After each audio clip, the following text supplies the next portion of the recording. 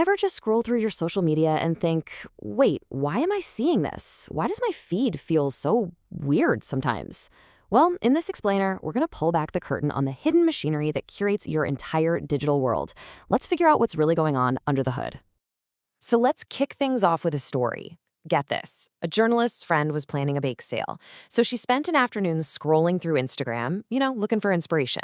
Cupcakes, cookies, all that good stuff. The next day, she opens her Explore page, all ready for that sugar rush. But instead of a beautiful wonderland of desserts, her feed was basically a wall-to-wall cannabis dispensary, just an endless scroll of joints. All because the algorithm got a little confused about her interest in, special brownies.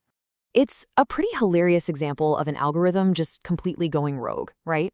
But it points to a much, much bigger question.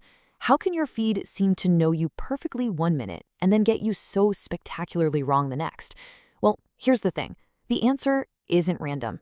It's actually all by design. Let's dive in. Okay, first up, let's talk about what happens when that algorithm just goes completely off the rails. We've all been there. Your feed is this, carefully curated garden of all your interests, and then suddenly it's just overrun with these bizarre, totally irrelevant posts.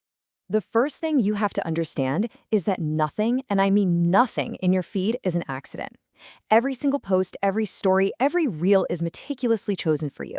It's all curated by a powerful algorithmic engine that has one single relentless goal: to keep you scrolling.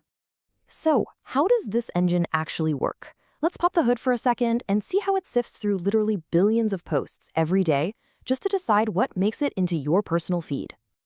Okay, you can think of it like a 4-step recipe. First, the algorithm gathers its ingredients.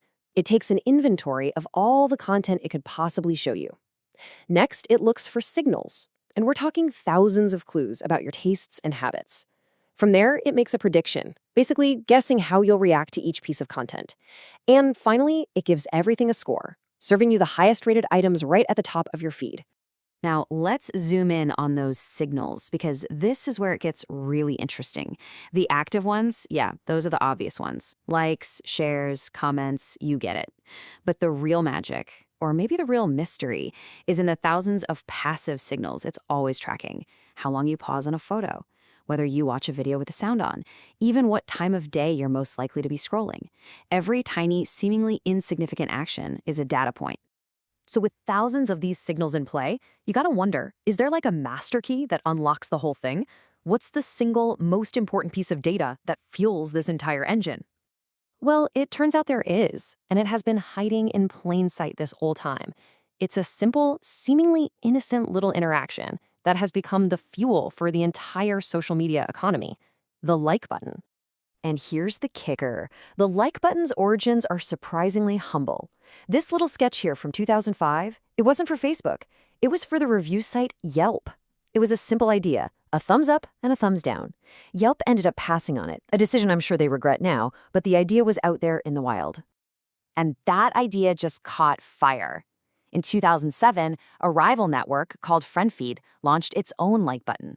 Then, 2 years later, after a ton of internal debate, Mark Zuckerberg himself was reportedly worried it was too trivial, Facebook finally followed suit.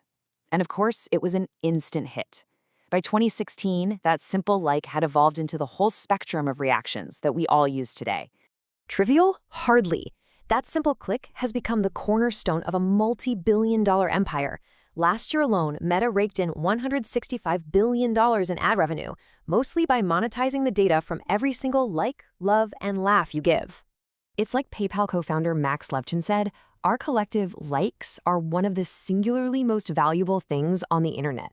It's basically the currency of the digital age. But the price we pay for this currency isn't just economic. And that brings us to the final and honestly the most crucial piece of this whole puzzle: the human element. How does this technology prey on our own psychology? And what is it that makes it so hard to just look away? This is Sean Parker, Facebook's very first president. And in a moment of just stunning honesty, he admitted that their goal from day one was to consume as much of your time and conscious attention as they could. And their secret weapon? Exploiting a vulnerability in human psychology by giving you a little dopamine hit with every notification. The psychological principle they're using here is called variable reinforcement, and it's the exact same trick that makes slot machines so insanely addictive. You pull the lever, or in this case, refresh your feed, never knowing if you're going to hit the jackpot of a like or a comment or an exciting message. It's that unpredictable reward, that maybe this time, that keeps you coming back for more. And the psychological hooks, they don't stop there. Ever feel that nagging FOMO, that fear of missing out? Or the pressure of social competition, where your self-worth feels tied to a number? What about that unspoken rule of reciprocal liking, where you feel like you have to like a post back? And the more time you put in, the harder it is to walk away, thanks to psychological investment. Now look, it is really crucial to distinguish between a bad habit and a serious addiction. For most of us, this creates what experts call habitual use. It's a powerful routine, but it's manageable. But for a small minority, it can spiral into a clinical addiction, causing real harm and disrupting their entire lives. Even the creators of these features have expressed some serious remorse. Justin Rosenstein, one of the engineers who actually designed Facebook's like button, admits that his creation, which was meant to spread positivity, created large unintended negative side effects. In a way, it was too successful. So, what does this all mean? Are we just doomed to be puppets of the algorithm? No, absolutely not. The good news is that just understanding the system is the first huge step to taking back control. It's time to become a mindful user. Remember that baker with the cannabis-filled feed? There is a super easy fix. The next time you see something in your feed you don't like, don't just scroll past it. Find that little three-dot menu in the corner and tell the algorithm, hey, show me less of this. You actually have the power to retrain your feed. And this isn't just about damage control.